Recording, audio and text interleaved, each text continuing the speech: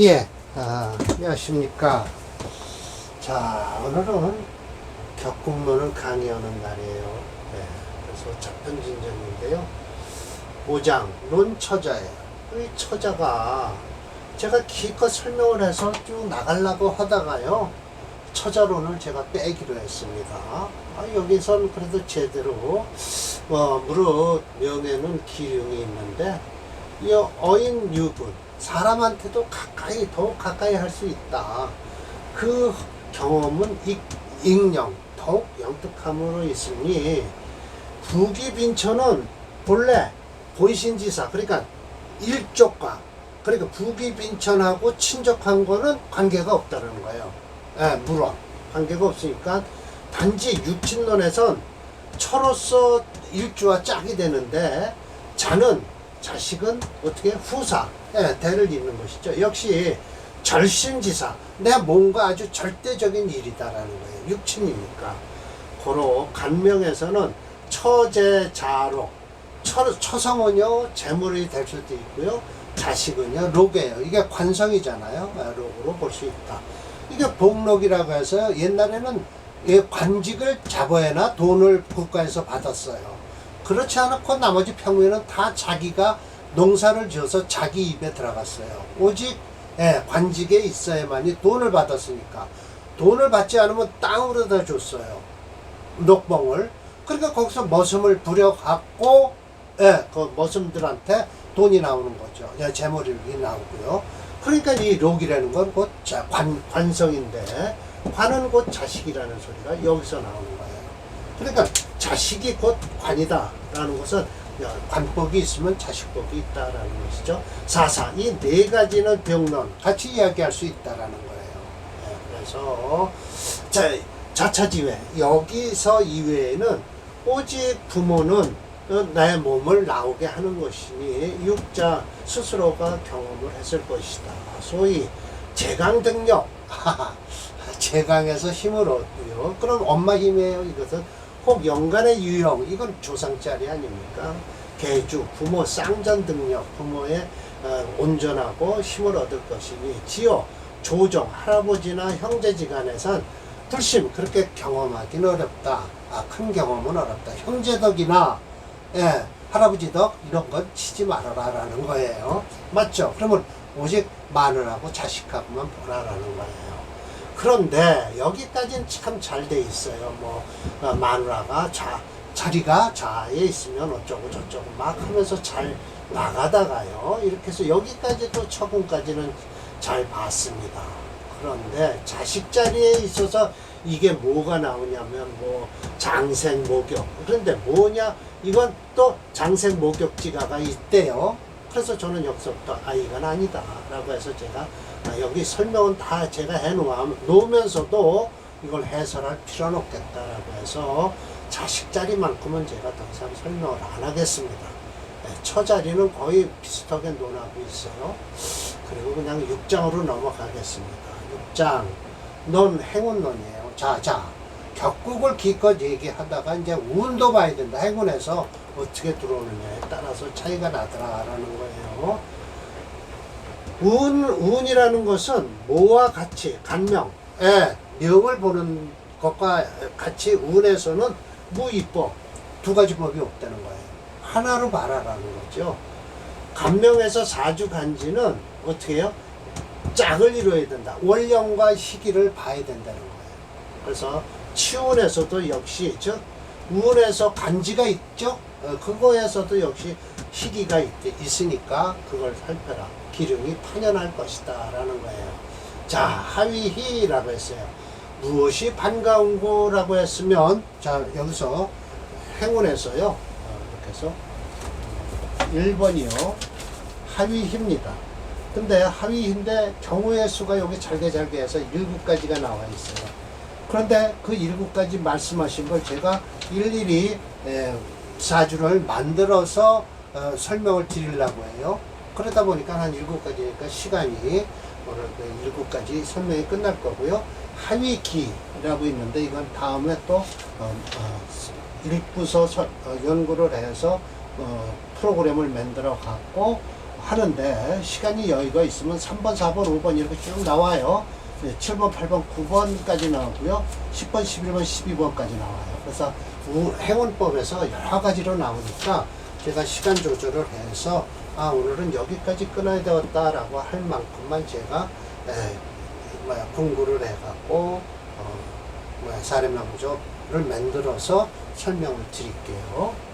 하위기라고 하면요, 명중에서 소위지심, 반가운 지심이 있을 것이니 아등, 내가 그걸 얻어서 조지자, 그걸 도와주는 것이면 바로 그것이다, 시야라 라는 거예요.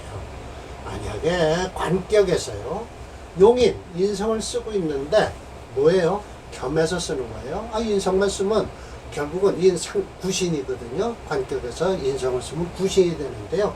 인성이 하는 일은 뭐예요? 상관을 막아주는 거예요. 구신이니까요. 그런데 사주 원국에 상관이 있다라고 하면 인성이 투출해 있으면 이게 상관이 관을 깨는 것을, 정관을 깨는 것을 인수가 막아주니까 격은 틀이 됐는데, 그러면서 운이 어디로 가야 되냐? 인성운으로 흘러가는 거예요. 인성운으로. 그러면 결국은 일주가 약하든지 하겠죠. 그 이유가 있어요. 자, 6월에 태어난 간목일주면 이건 정관격이죠. 유술해서 이거는 금국을 이루고 있으니까 분명히 이거는 금이체라는 거예요. 금이체는 목수용조로 가야 되는데, 그러면 인성운으로 흘러야 되죠. 여기 지금 목운이 있고요. 여기 수가 있죠. 그러면 자우지나가 6월에 태어났으니까 양년생이라면 이건 남자예요. 그러면 6월 끝나고 나면 신유 끝났으니까 술토 대운만 벗어나면 목수운으로 흘러서 이 사주는 좋을 것이다 라는 거예요. 운이 이렇게 받쳐주는 사주가 좋아요. 그리고 두 번째, 재생관을 해요. 재성이 관을 생해요. 이건 일주가 약할 거라는 건 뻔히 들여다보이죠. 그건 유근해야 돼요. 뿌리가 있어야 돼요. 그런데 운은 뭘로 흘러야 되느냐? 조신. 일주를 돕는 대로 가라는 거예요. 그러면 간목을 가지고 또 썼을 겁니다. 제가. 그러니까 이 사주도 수목운으로 흐르기만 하면 된다. 자, 그런데 경진, 무술, 갑술, 계묘 이렇게 제가 만들고요. 토가 체가 되게 만들었어요. 제격이에요. 그러면서 여기 금이 있죠. 이게 지금 편관격이라고 하죠. 술토에 관을 뽑았으니까 격은 형성됐어요. 그런데 일주가 약하다는 건 뻔히 들여다 보이잖아요. 이런 때는 목수운으로만 흐르면 된다. 이때 시간에 용의신이 있으니까 이런 사주는 뭐라고 그럴까요? 자식덕을 보겠다라고 보면 되죠. 처자자리에서 얘기했듯이요. 처자장에서 얘기했듯이요. 그런데 수월에 태어나서 양년생이니까 어떻게 신유술 끝났죠? 수운과 목운으로 흐를 거 아닙니까? 60년이 좋은 운이 될 것이다 라는 거예요. 인수격의 대제예요. 이거는 제극인을 하니까 안 좋겠죠. 그러면 꺼리게 된다. 그럴 때는 뭘로 흘러라? 겁재운으로 흘러라. 비겁운으로 흘러내는 거예요. 자, 이렇게 되면 제가 이거 지워야 되네요. 왜 점이 여기 박혔을까요? 자, 이렇게 돼야 되죠. 자, 이건 김이, 임진, 갑진, 병모로 이렇게 만들어 놨습니다. 그 이유는요, 이게 토체가 되면서 인수격은 어떻게 됐을까요? 진토 속에요. 이 원령 속에 계수가 들었어요. 근데 여기 임수가 투출했잖아요. 그러니까 진토 속에 토체 목수 용조니까 이 사주는 진월에 태어났어요. 그러면 이건 음년생이죠. 그러니까 내가 왔던 운을 돌아가야 되잖아요. 그러니까 목수운으로 흐르게 될 것이다. 50년은 보장된 운이 될 것이다 라는 거예요. 대운에서요. 식대, 살이 성격. 맞죠. 식신격에 살을 띄고 있으면 성격이 되는데, 일주가 가벼우면요, 뭘로 가라? 인성운으로 가라는 거예요. 이거는 뭐예요? 살을 화라고 하는 거예요. 화살에서 살중이니까 운조식, 식신으로 흘러가라는 거고요. 두 가지 경우를 만들어 놨습니다. 이거 식신격이고 칠살격으로 만들어 놨어요. 자, 식신격이란 이 술도 속에 병화가 투출한 거예요. 그런데 그러고 나서는 보니까 이건 일주가 약할 것이다. 신진, 진토가 있고 진술 있고요 해서 병, 이건 분명히 일주가 약하다. 이러니까 식신격은 되었어도 뭐로 가나? 이렇게 인수격으로 가는, 수목운으로 흐르는 게 좋을 것이다 라는 것이죠. 목운은 훨씬 좋을 것이고요.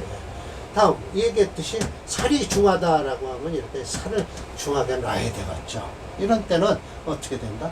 조식, 식신격으로 흘러라. 이게 지금 병화가 있죠. 이런 때는 신월에 태어났어요.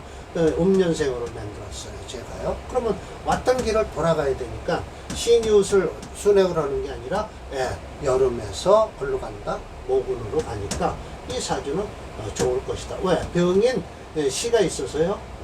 뭐라 그러죠?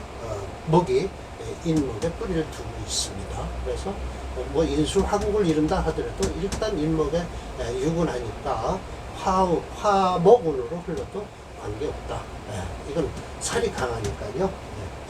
살도 칠살이죠. 이거는 살이 강하니까 화운으로 흘러서 화운을 감당할 만한 인목이 있어요. 그러니까 좋을 것이다 라는 것이죠. 상관폐인이죠. 이거는 상관격에서 흉격인데 인성이 있어서 이걸 단련해 쓰는 거예요. 운에서는 관사론으로 가라라고 하는 건 이유가 뭘까요?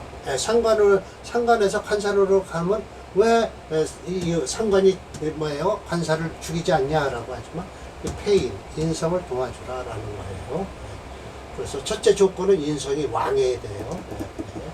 좋다. 것이죠. 그래서 이 사주는요, 상관격이고요,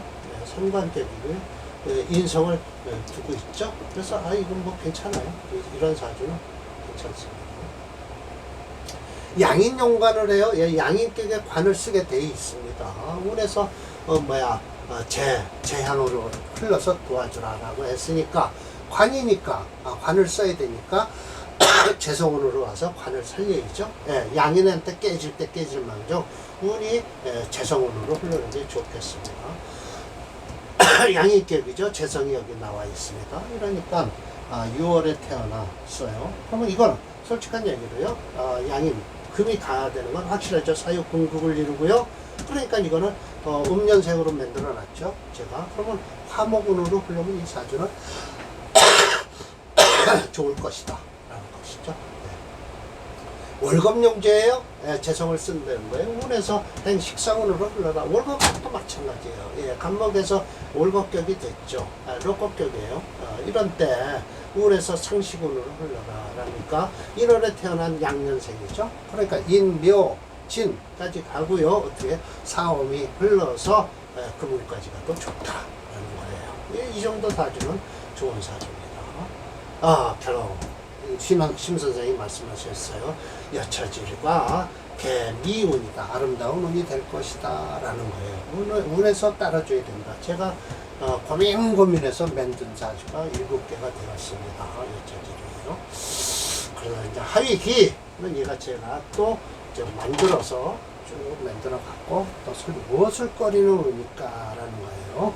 그거는 제가 또 만들어서 강의를 하겠습니다. 난 마치겠습니다.